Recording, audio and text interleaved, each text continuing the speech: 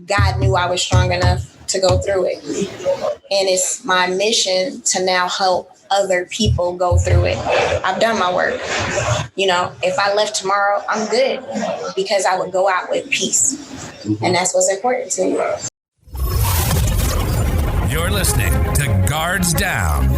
This is Greg Washington.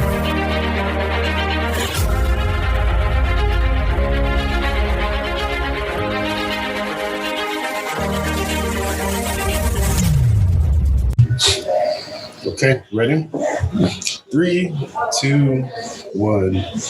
Welcome everyone to a special episode of Guards Down. I have with me today Shanae Whitehead. Yes. How are you? I'm doing good. Good.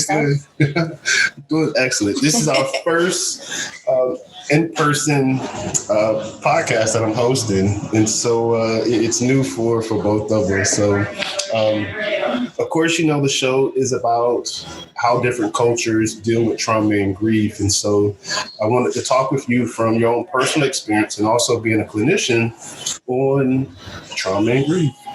Okay. Right. So I'll allow you to take over and, tell us a little more about yourself, and then we'll get right into it.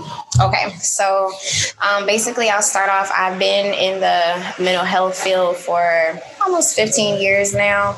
I'm a clinical psychologist. I have a private practice here in Fayetteville. I am an Army brat, an Army veteran, and Army spouse. So just eat, sleep, breathe Army. So my clinic services a lot of the military population here in Fayetteville. I've done a lot of research and work with military couples, do a lot of play therapy, trauma treatment. So everything that the VA kind of does therapy-wise, myself and my clinicians have kind of gotten trained in order to help meet the healing needs of the military population, but also civilians as well. I got you. Well, that is quite a bit. I didn't know you were a veteran. So, Please indulge. Tell us about your military career. No, we're not going to talk about that. No, I'm just playing. So I'm not a combat vet, so I will make that clear. I was fortunate enough to be attached to a non-deployable unit, but I have really appreciated the experiences that I've had in working with both enlisted and commissioned service members across all the branches. Military life is great. If I had it to do all over again, I would, minus basic training, because I think going in older is a very different experience. But I love it. I mean, me and my 3 siblings, like all of us joined the Army. So it's just heavily ingrained. But I love it. It's a good experience. Okay. So what got you into psychology? I was initially a pre-med major. So basically, ever since I was 5 years old, I said I wanted to be a doctor. I've always wanted to help people. My mom and my maternal grandmother were nurses, in the medical field. So that was a big thing for me. But being at ECU, chemistry is what did it for me. And I was like, I don't think I want to continue in that pursuit, but taking the intro to psychology course and finding out that I could really counsel people, but still have the same outcome of, being a doctor as a psychologist is what really drew me, because I think I've always felt it was my mission to really help kids in particular that have gone through like different traumatic experiences that I had growing up. I got you. So getting into this, and I always like to ask, my guests, starting off, did your parents teach you how to deal with trauma and grief growing up? Either your parents or the people around you? No. Sadly, no. And I think, too, that was a big reason, or I don't want to say reason, I found it to be very ironic, because my family was, I feel like, very anti-mental health. You just get over it. And I know that's also a big thing within the Black community. We don't talk about anything. We kind of keep it all in the family. And after a while, you kind of get tired of family secrets, and you learn to cope with it in a very unhealthy and non-productive way. And so I'm very open about things with my children. So that I did make sure to change generationally, because that's the only way that we can really improve mental health across generational lines. Gotcha. And this is not the first time that I've heard, especially from the minority groups, about keeping it in the family. And so can you explain that a little more, why, a lot of families would do that? I think a lot of it is saving face, shame, not wanting to ruin the family name, or the biggest thing is business, not wanting, people around you to like know what's going on inside the house. And I can recall that was something that my dad would tell us a lot. Like, you don't tell what's going on inside the house. And, as a kid, it's like, well, why? But now I see. And that's why I said, I tell my kids, if there's anything, like, say it, because that's what's going to save you in the long run. Mm-hmm. Okay. So growing up, keeping the family secrets, things in the house, what kind of experiences did you deal with trauma and grief growing up? A lot. The first experience that I can recall, I was about 5 years old. Funny thing, it was actually here in Fayetteville. I used to drive past this house every day. But at 5, my dad at that time was drinking, coming in from the club. I used to stay with my grandmother in New Jersey, and I was down for the summer to see my siblings. And I don't know, my dad said that he thought I was my mom, and so I was molested. And I didn't say a word until I called my Nana, or my uncle came and drove me back to New Jersey. But I was silent the whole way, and I didn't want anybody to tell, because to me, I wanted my brother and my sister to still have a dad. And so that's why I always consider New Jersey to be my home, because I've always felt safe with my Nana. Then over the years, up until I was in middle school, I was molested by one of my older cousins. And then I would say in 3rd or 4th grade, I was molested by my friend's mother's boyfriend. And in high school, there was a guy who liked me, and he just couldn't accept the no. So he put his hands on me in high school and would stalk me. And in college, I was sexually assaulted. I was almost raped twice. And in the military, I was sexually harassed a lot.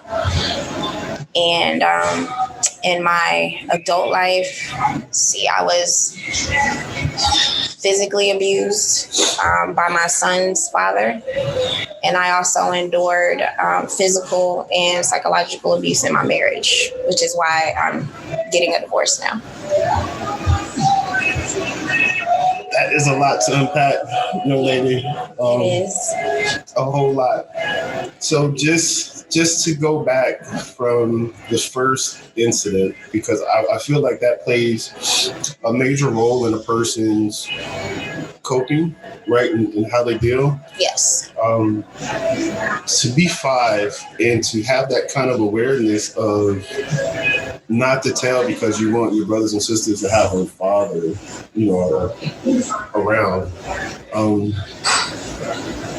What does that do to you? It jacked me up. That's just being honest. And the biggest thing was I felt like I wasn't good enough. Because if I was, why would God let that happen to a 5-year-old? Or, why was it me and not my brother or my sister? Like, why did the mistake, or whatever you want to call it, happen to me? And I just felt like I had no control in my life. So from early on, I started to try to kill myself. I think I've tried every way with the exception of cutting. I was too scared. But I remember trying to suffocate myself with plastic bags, or trying to hang myself, trying to overdose. And I had to mask it. I also witnessed my dad beating on my mom up until I was in high school. And, my dad was an alcoholic. And I tried so hard in my mind to not make that my life. So I've worn this mask for 36 years. And this year I said, I'm tired. I'm tired of, of dragging it. Like, I choose life, and I choose that because of my kids, but I didn't really have any positive coping at all. I hate to say it's like a blessing and a curse, but school was probably my coping. Like, I excelled. I was always a straight A, honor roll student, participated in sports.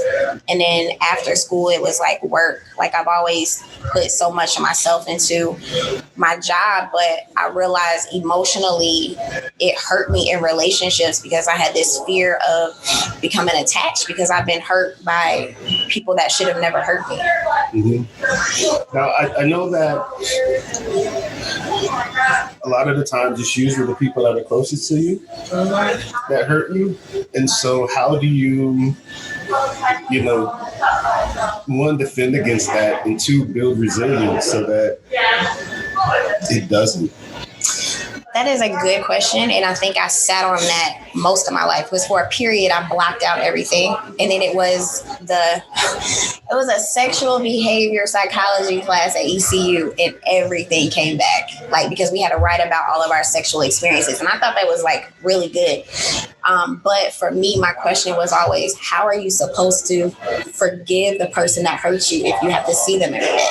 So we're talking about my dad, right? So he hurt me. He, hurt my mom. He hurt the family in general. But how do you like really say, I forgive you? How can I tell my dad that I love him? How can I still maintain a relationship with my dad? Like, it was so conflicting. And then, as a child, I'm stuck, right? Because my parents are my legal guardian. So like, that's it until I graduate. And so I literally had to go into survival mode. And I can't tell you how I did it, like why I did it. Obviously, I know I have, a purpose here because I'm still alive. But at this point, I realized that holding on to the hate and the hurt wasn't doing anything. So, I've found a way to realize that my peace and my health is most important. And I don't want to have my mom's ending, because she put up with so much and she never talked about it. She didn't see somebody until the doctors told her, hey, you can't get chemo anymore. Like, you just might need to talk to somebody. And then she let all her stuff go.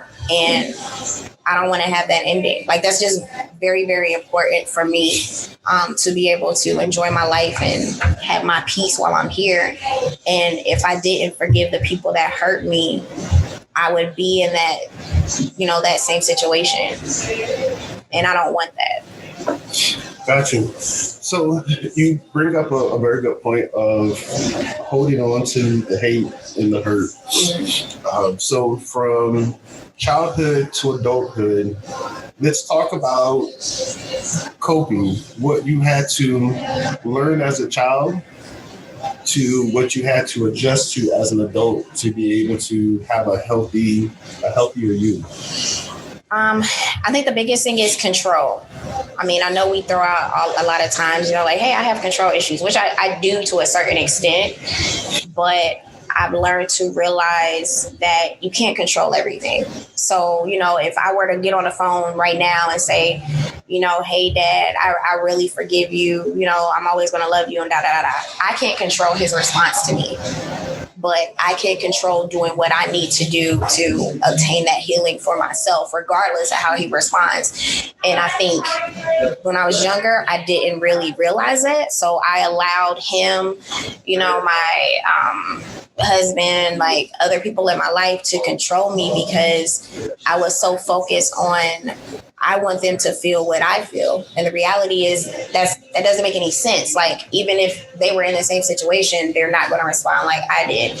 And so I think that was a big thing. The other thing is trust, learning to trust. And as crazy as it seems, I've never had an issue trusting people, considering. But it's one of those, if you lose that trust with me, like, you're done. Like, I just write you off. no questions asked. I don't care. But now learning that it's okay to be vulnerable and not everybody is out to hurt you. And with my clients, a lot of them are stuck with that. Like they can't. Okay. So control and trust is the biggest the two biggest things that, a person should have to learn when coping or dealing with coping, right? When we're dealing with trauma and grief. Mm-hmm. So how have you applied, your experience into your practice?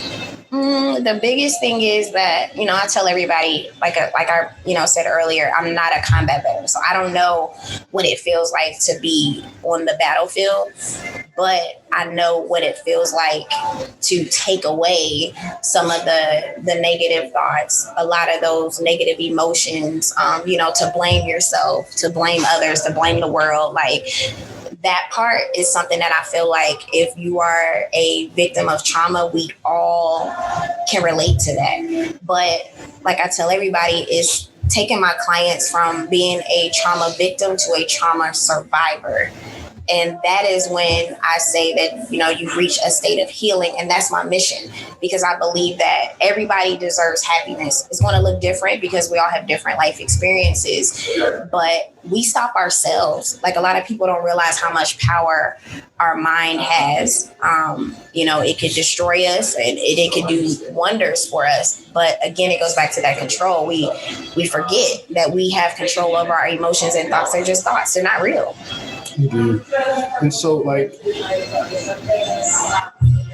you first talked about, you keep saying you weren't a combat, veteran, and that you weren't on the battlefield. But I mean, honestly, in my view, you've been on a different battlefield, the one that's in your own backyard. And so I look at you as, as a veteran. Thank you. When you talk about your clients and going from victim to survivor, I often question, like, is being a survivor enough? Can you go from victim to survivor to hero in your transition of being, a better you? That's actually a really good question. And I feel like you can, because I feel like, going back to the purpose.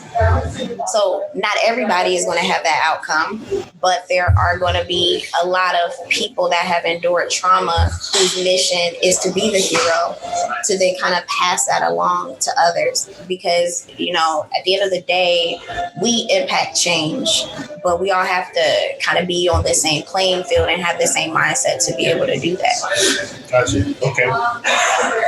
Well, going back to you as an individual, yes. What were some of the signs that you were dealing with trauma and grief? Any feelings, thoughts, actions? I know the biggest thought was like not wanting to live or questioning what was wrong with me.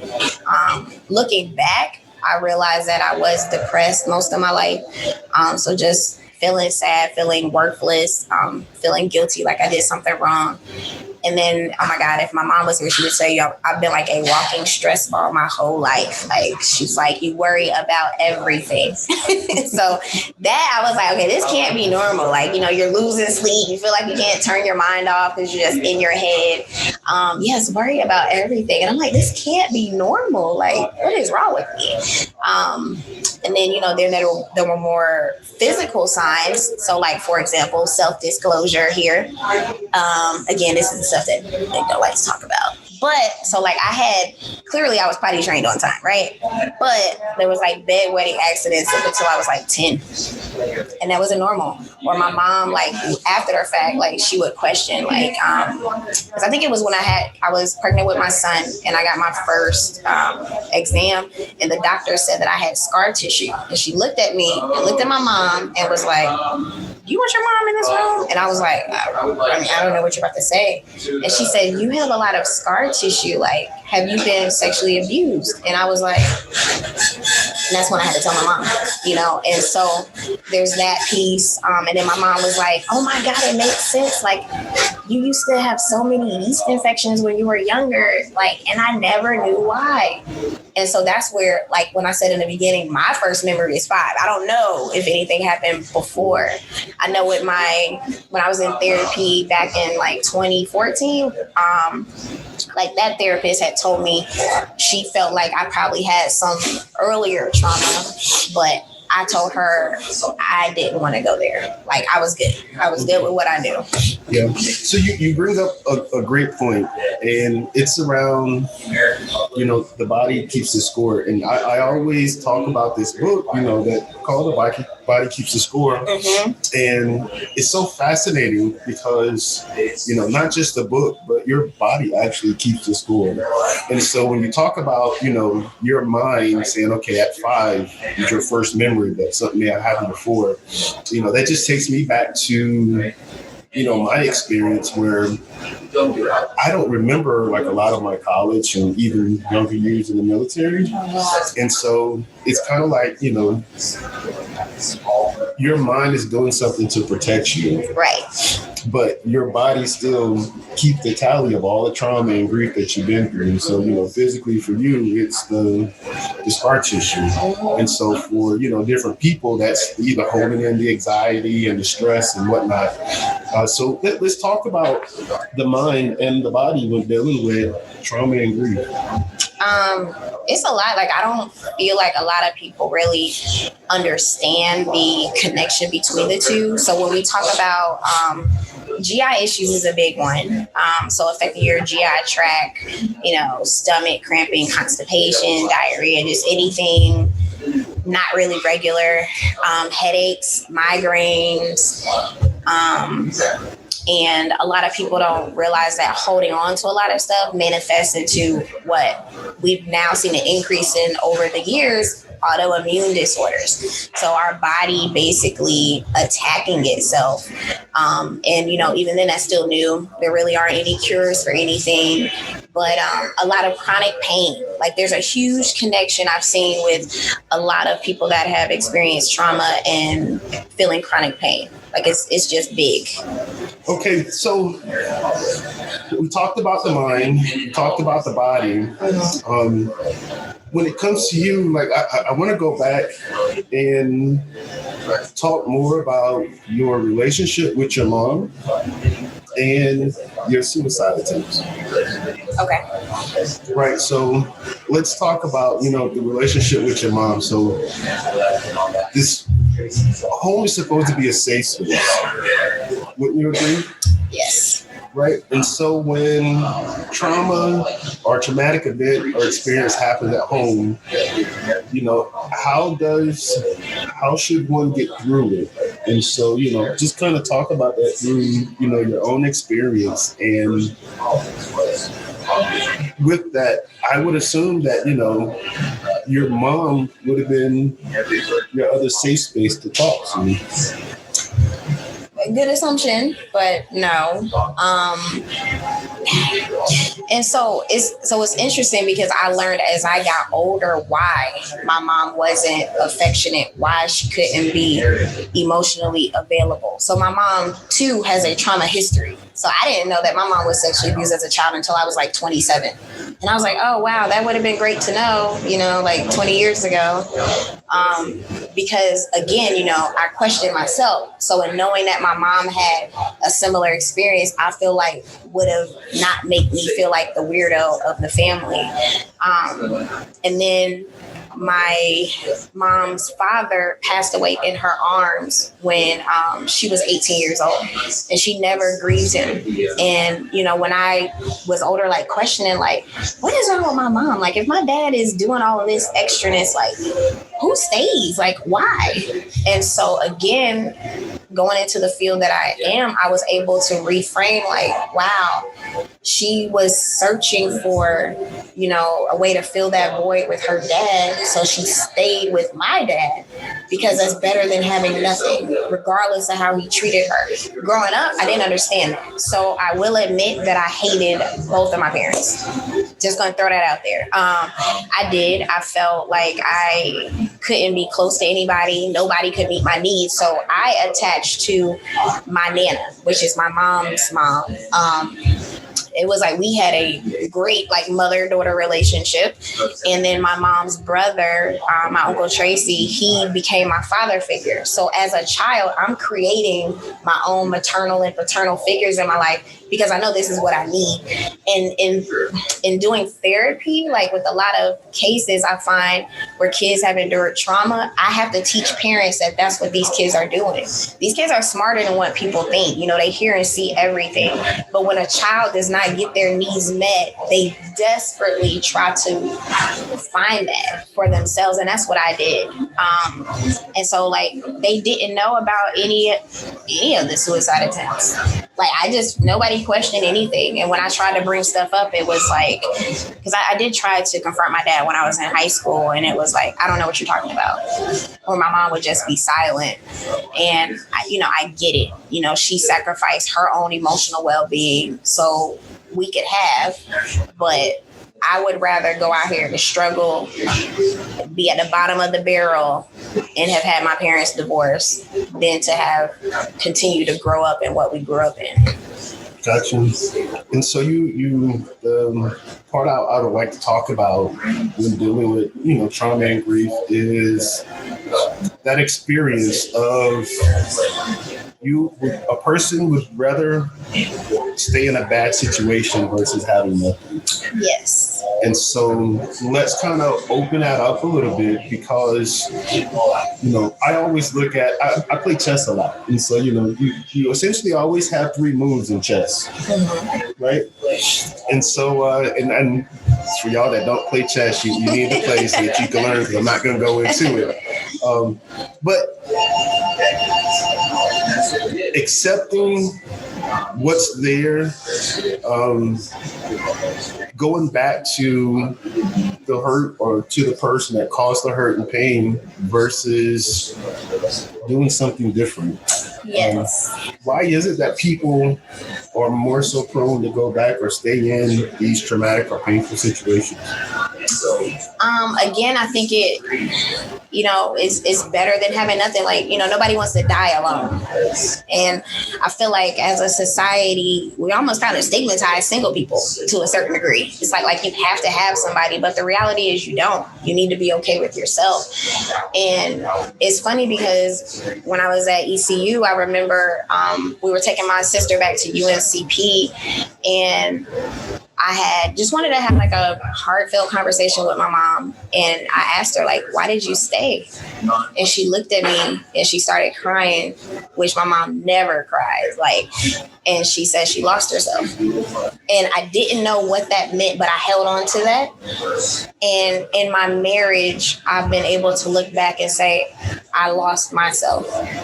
And I realized that what I didn't get from my dad, every relationship. So with my son's father, the guy after him, and then my husband, I was still unintentionally searching for that love that I didn't get from him.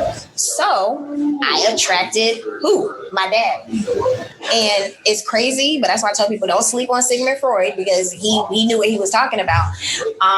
But you can't do that. That's being unrealistic, because nobody is going to be able to fulfill that for me. So going into any type of relationship going forward, it's like, number one, I have to be okay with myself. But number two, I have to truly accept that the relationship I have with my dad is just what it is. It has nothing to do with me. I am good enough. I do have value. I have worth. And I don't need to search for that anymore. Indeed. And so and this is great because it leads into the topic of talking about support, right? So when you were dealing with that, and also, your attempts, looking back, what kind of support did you need internally for yourself? Like early on or going into adulthood? Because I did have attempts going into adulthood, but adulthood was easier because I was more willing to talk about it. When I was a kid, it was like I'm just trying, and I literally was by myself. Like talking to you, like I got a flashback of being in Germany. And I'm in the room because me and my sister shared a room. I think that was like the first time I tried to suffocate myself. And nobody was around. Like to this day, I'm just like, what? Where was the supervision? Like nobody was around. Like I literally could have killed myself. And I don't know how long I would have been there before somebody, came in and saw me. But I don't know, like it's just amazing to me. I think that's why I have to check on my kids so often. Like I need to know, talk, are you okay? Because you don't look okay. It's really important. But as an adult, like I would do stuff like indirectly, like just call my grandma. She was like, yes, baby. And I'm like, just pray for me. Pray, like send a special prayer for me. And she would, why? I wasn't ready to tell her yet, but she knew. And she would do that, reaching out to my friends. And that's the part where I say when I lost myself in my marriage, because I started to push my friends away. So, the outgoing, fun, like Sinead, everybody knew it. ECU, that person left. And that's me. Like, that's who I am. Yeah. And I just lost myself, in the marriage. But now I realize who's truly in my corner because they've been there. And even though I push them away, they still have been there. And that's important. Indeed. And so, I asked the internal points because, for someone out there that may be going through that negative self-talk can really get to you if you let it. And so what's needed in order for you to save yourselves, because normally in that peak moment of, just being very depressed or down, usually you're alone. And so what's needed to overcome? What can you do to overcome that negative self-talk? Or what did you do to overcome that negative self-talk? Okay, so I'll speak on both. I think the first one was I always had to find somebody other than myself. So like when I was younger, it was like, I have to still be here for Nana. Like somebody has to take care of Nana. And then as an adult, it was like my kids, I want to be able to grow old, see them grow up. And research shows is hope. So when we do like risk assessments with our clients to really determine, hey, is this a serious matter? Like, are they going to leave here and, go and kill themselves? Like, it's hope. How much hope do they have? And so it's really being able to help them identify that. And then that gives you something to work with, because without that, all bets are off. And that's why there's it's the Beck hopelessness scale. And so that's something that some clinicians will kind of incorporate in order to determine, if that person has any type of desire or motivation with something. I don't care how small. It could be a dog, like something that keeps them alive. Got you. Okay, so having some spark of hope and finding it if, it's not readily available. Yes. I've often had to tell myself to lean in. And I'll physically do it. There'll be points where my imagination and my thoughts and that negative self-talk would just, run wild. And I would literally have to lean forward and lean in. That's me. I like that. And the reason why I do that is kind of like in the military, when they teach you to lean in the foxhole and engage your target, right? Going back to the battlefield, there are different battlefields that we're fighting on. And so understanding, you personally, internally, leaning into the foxhole, hunkering down and, and getting ready to engage, because it's warfare that we're having to engage in on a emotional, spiritual, intellectual, mental, plane. And so, I often tell myself, I do that. And that does two things for me. One, it physically brings me back to being in the present. That's right. And then it also helps me to recognize and acknowledge my grit. I like that a lot. And so, that's one of the things that I hope, as I'm creating these programs that I get to, share and develop, and, that becomes like a best practice. So, yeah, it can be, especially with fellow vets. Indeed. Okay. So let's talk about being scared of suicide, because you mentioned it earlier. Like you said you didn't want to cut yourself, but you were willing to take pills and suffocate yourself. I know, like the hardcore stuff. Like, who does that? I don't know what's wrong with me. And I'm glad we can laugh about this. And Right. of course, it's all about bringing this to light and just being able to talk openly. So I'm glad we're able to do this. Mm-hmm. And this should be a conversation that we can, be able to talk about this. Exactly. Yeah, so it's scared to commit suicide or go out a certain way. Let's talk. Yeah, and it's weird, and I don't know what that was about, but I can remember like being in conversations or seeing, movies or something, and somebody would make the comment, Black people don't do that, and I would just, don't want to call attention to myself, but okay, that's what you think. Mm-hmm. But even when I was doing a training on, I think just like depression in the Black community, when I looked at the percentage of Black youth that have attempted, it was astounding. It's almost 50%. And that's crazy, elementary schoolers. And kids that have actually done it. So it's okay, where's the disconnect? We have to fix that part. But in all honesty, I really don't know why. I know blood was just not my thing. And I think I really was oh my God, if I do it, I'm going to be the one to go. But I cannot explain to you why I would rather have suffocated or hung myself. Because that's crazy. That's torture. But I can say, because I do have a friend of mine who continues to remind me of this even now, which is I'm working on reframing, is getting out of feeling like I don't deserve certain people in my life. So maybe I needed to have the harsher way out because I felt that's what I deserved. Being in that mindset. Explain that, because if you had all of this done to you, why didn't you deserve, a better life, happiness? I think then I couldn't see it. I felt then it was more so clearly I did something wrong. I had to have done something wrong, because if not, then why even go through it? And I think that's why. So I think when I talk about being an adult, and I'm going to speak relationally for a second.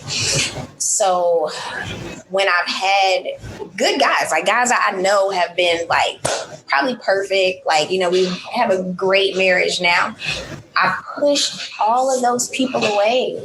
And again, because I'm stuck in that deserving mindset. So I'm pushing away what is really good for me, and I'm attracting what is not good for me because it's all I know. So it's this weird sense of security, but it's false security.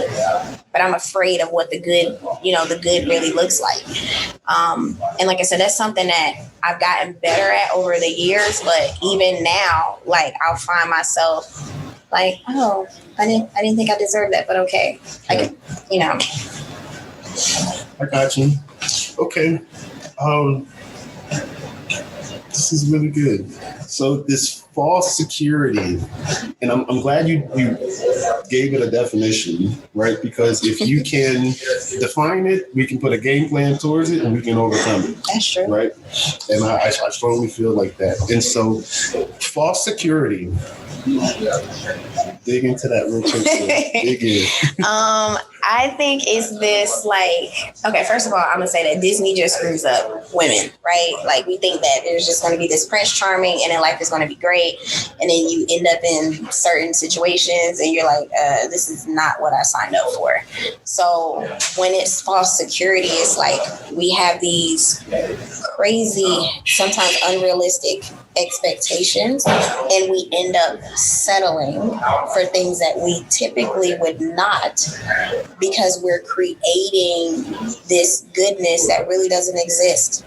However, going back to what we were talking about earlier, it's better than nothing. So you start to believe with yourself, like, I can't do better than this. This is all I'm going to get, because if I go 20 years back, look at the history of what I have. So maybe this is it. And for, let's see, January, I would be married for 10 years. And that's what I believe. And from the outset, people are like, but you're a whole psychologist, like, financially good, like, and I'm just like, no, when you lose yourself, when you're so used to growing up in toxic situations, you think that things are what they're supposed to be, and they're not. So now I understand why it takes women so long to, get out of abusive relationships. And I know, men are abused as well, but it's very hard. Like, psychologically, everything looks so not what it is, but you believe it. So there are 8 dimensions to wellness that, I just recently learned and talked about at one of the summits I did. And so for you to make a change, what aspects of your life were you like, okay, this is a flag, I could deal with this. This is a flag, I can still deal with this. Now, no, like, I can't, I need to make a change. I think the biggest one was health. I got tired of being sick, and I said, okay, I'm doing something wrong. And then my emotional well-being, I got tired of feeling like irritable all the time and short, or feeling like, oh my gosh, like my kids are probably like walking on eggshells. Like, that's a lot to walk around and carry. And I think that impacted me physically. So, when I had to take the step back, like, whoa, something is off. And then when you start to make a change and then you like how it feels, and you're like, okay, let's keep going with that. And that's what I did. And so now, like, I am good, like, loving life. I can say I finally know what feeling happy, is like. I hate that it had to come at the expense of, my marriage, but I'm starting 2021 off on a good note. And I love that. Indeed.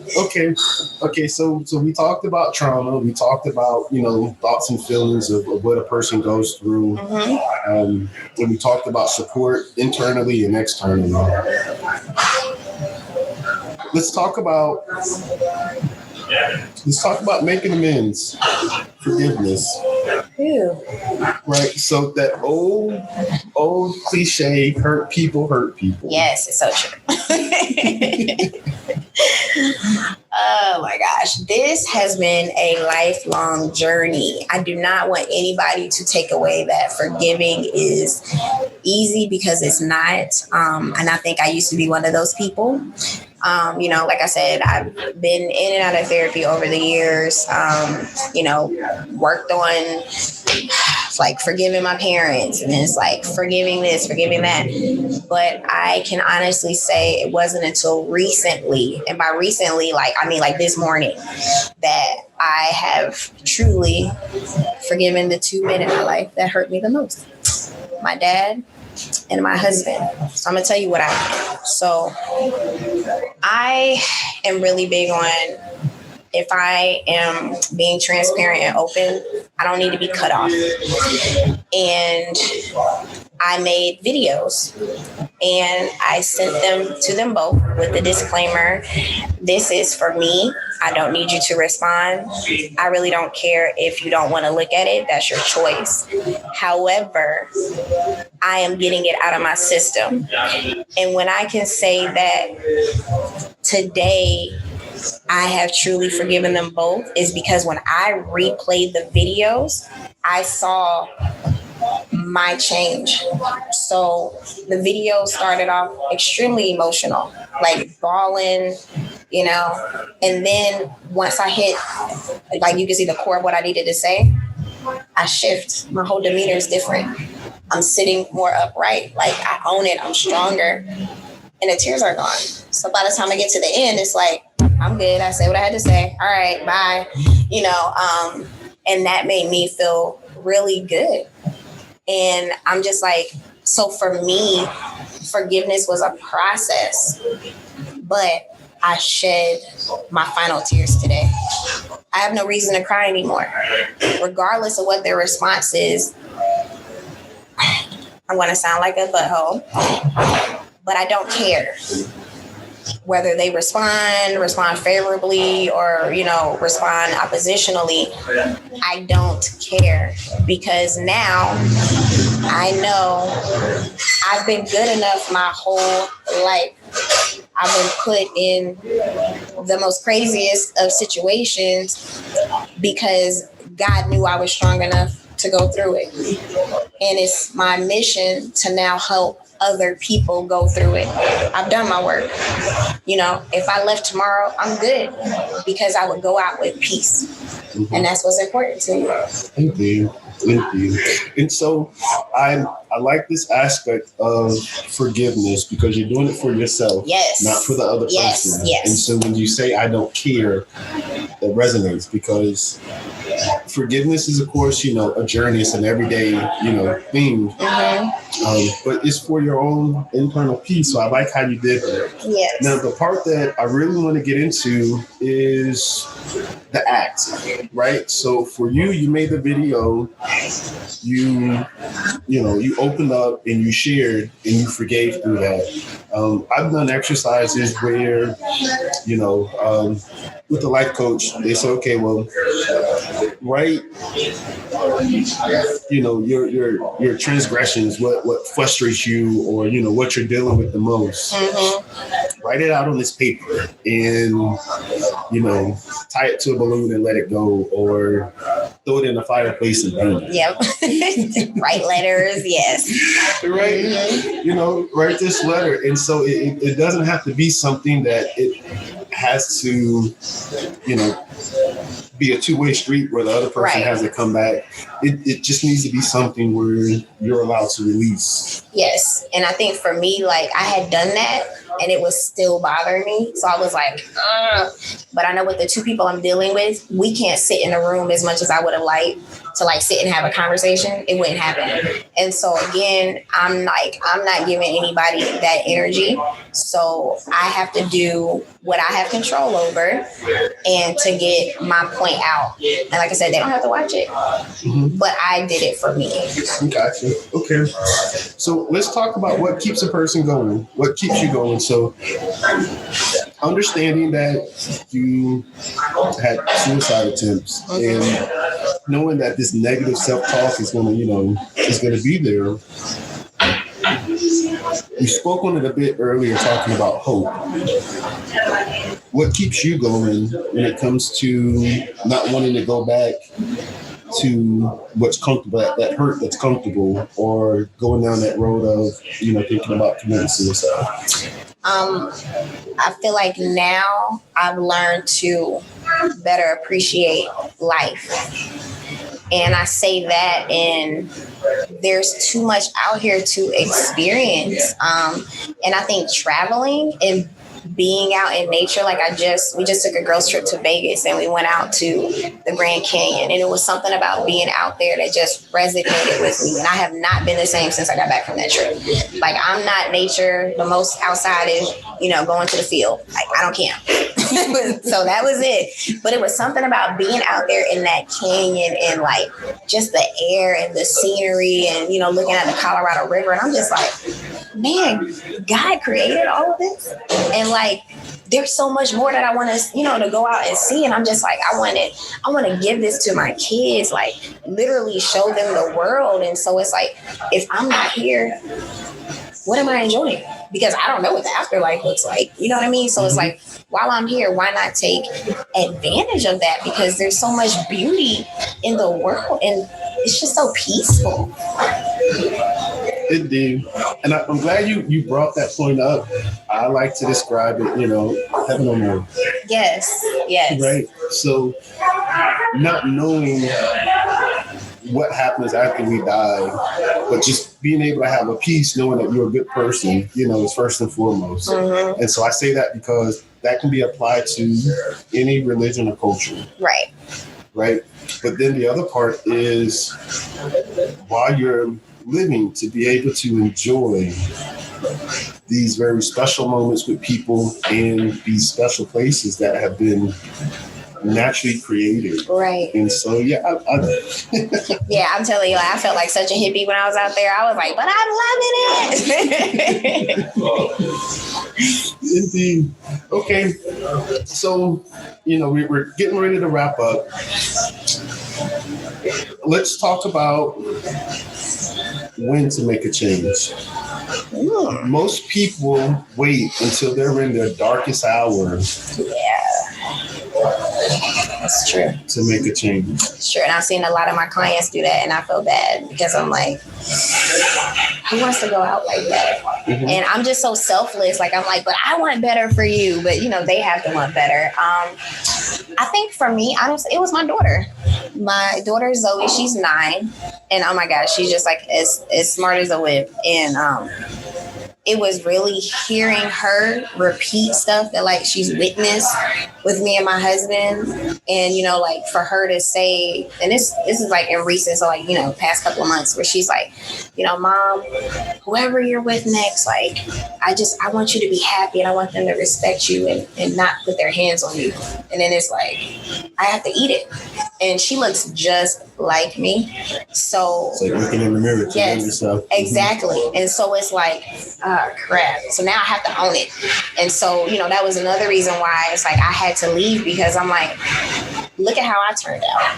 I don't want that for her. So again, I tell people all the time, it's not about us. It's not about us. We make decisions, but we're always setting up stuff for those after us. And so if I didn't make the change now, I'm already screwing her up. And I didn't want that. Like, I refuse to do that with her. Got you. So when should a person make the change? I think they'll know. I think they have to pay attention to the signs. I didn't pay attention to the signs. I wanted to be right. I wanted to prove a point. But I think going back to our mind, body, physically, when you start to physically feel sick, when this stuff just floods you, that is your time. You got to start processing and you have to start making decisions. Because if not, this is what it's always going to be. You're going to be living a nightmare for the rest of your life. Okay. I like that. All right. Now let's get into, your part. So getting help. So leaders, there are leaders on different levels, whether it be in the military, whether it be on the home front, whether it be in business. Let's talk about getting help.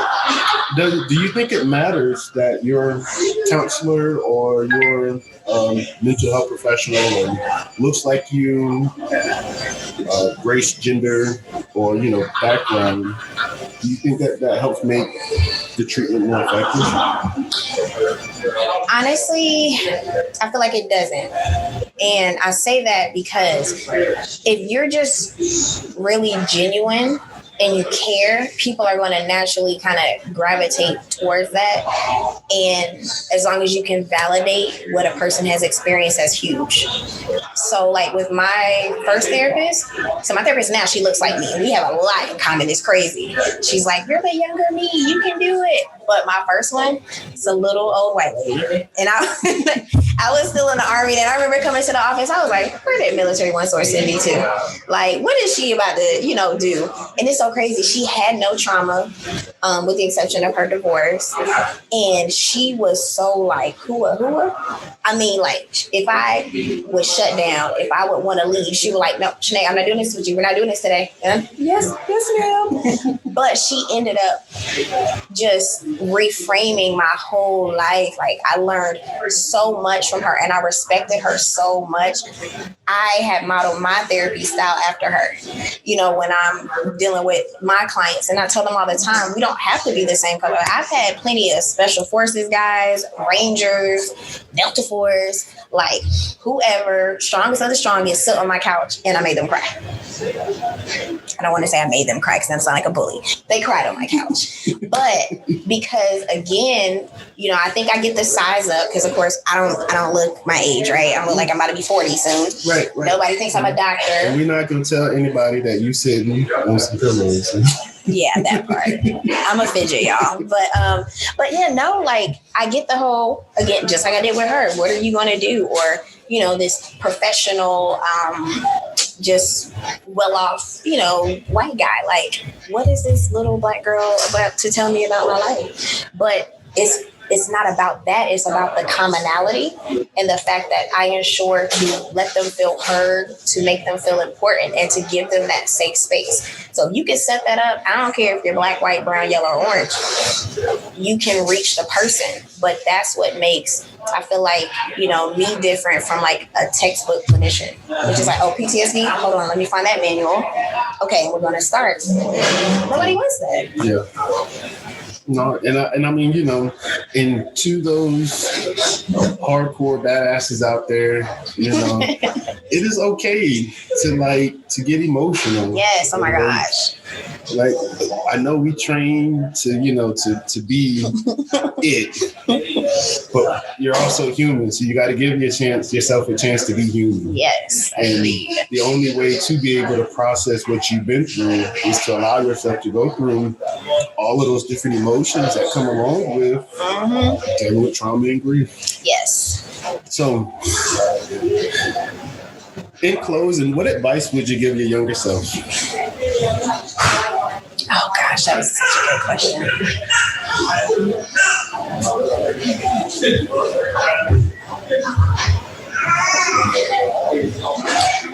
So I say this all the time to everybody, and this is probably the most horrible way to validate people. But again, I'm very transparent, and everybody that works with me, I think they love that. So I think I would have to say, your life sucks, right? We're going to call it for what it is. But it's not always going to be this way. But you never stop being you. And you aspire to do whatever it is you feel you're called to do. Because no matter what you go through, you're always going to win. You're always going to come out on top. And I wish I believed that. My mom saw that in me. I never saw it in me, but it's true. Stress about everything, and everything always works out. So, with that, I feel like I wasted a lot of hours of my life on stuff I couldn't control. Mm-hmm. Okay. I feel like that would probably be like the same advice you would give your daughter. Oh, yeah. I ingrain that in her now. Like, don't do it. Like, I see her biting her nails, and I'm like, no, anxiety is not going to be here. Indeed. So, do you see your growth? I do, actually. And it's funny because my therapist was like, I feel like you just don't see it. And she tells me, like, she reminds me all the time, but it's something about today to where I see it, like, for real. And I'm just like, wow, it's amazing. It feels good. It feels really good. So thank you. So this was therapeutic for me, and as much as I hope it's therapeutic for somebody out there. Indeed. Well, I appreciate you for coming on and sharing with us. You're welcome. I got about a page and some change worth of notes. So, I definitely got something out of this. So I hope y'all did as well. So I'm going to just turn it over to you. And this would be your chance to, share, promote your business, how people can reach you, and, talk about some of the efforts that you're doing. Okay, thank you. So to start, my practice here in Fayetteville is Heart to Heart Counseling and Wellness Center. And like I said, we specialize in treating military families, but we really see a little bit of everybody. Couples, any trauma, play therapy, foster care, DSS cases, custody, and then also forensic evaluation. So like I said, I love the stuff that people just don't like to really deal with. On top of that, I have a nonprofit as well. I named it after my mom. And so with that, we do a lot with the foster kids here. So, with Christmas gifts, like my mom was really big on everybody should open something. So we're always doing that. We got Christmas gifts for one of the Trinity Christian School here for like their whole preschool class. It was really big. And we have an annual ball that we do every year, and we take the proceeds and give it back to the Pancreatic Cancer Foundation and the Lupus Foundation. as well. Like I said, couples retreats. We got a lot of different things that we're trying to push out, but my practice is very non-traditional. So, I mean, we have our little therapy dog in training in Egypt. She's our cute little Yorkie. Equine therapy with Dory and Sassy, our horses, neurofeedback, virtual reality therapy, yoga, massage therapy, a little esthetician. And then, of course, I'm the dance person. So, you know, if you want to twerk out your trauma, we can do that too. Stay an actor. I got you. Well, look, thank you so much again for coming on and sharing and opening up. You're welcome. I know that was a lot, but it was definitely, like you said, therapeutic for both of us. So I really appreciate you. Thank you. And so to all of y'all out there, this is Shanae and Greg with Guards Down, telling y'all to stay safe, stay focused, and stay engaged. Bye. You've been listening to Guards Down with Greg Washington. PTSD and complicated grief are very real. About 8 out of every 100 people will have PTSD at some point in their lives. About 20 to 54% of people with complicated grief will simultaneously suffer from major depressive disorder. And that's why shows like this are hugely important.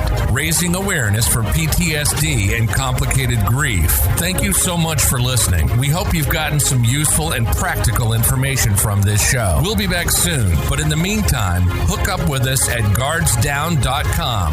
weareiron.org, on Facebook at Guards Down, and find us on YouTube and Instagram.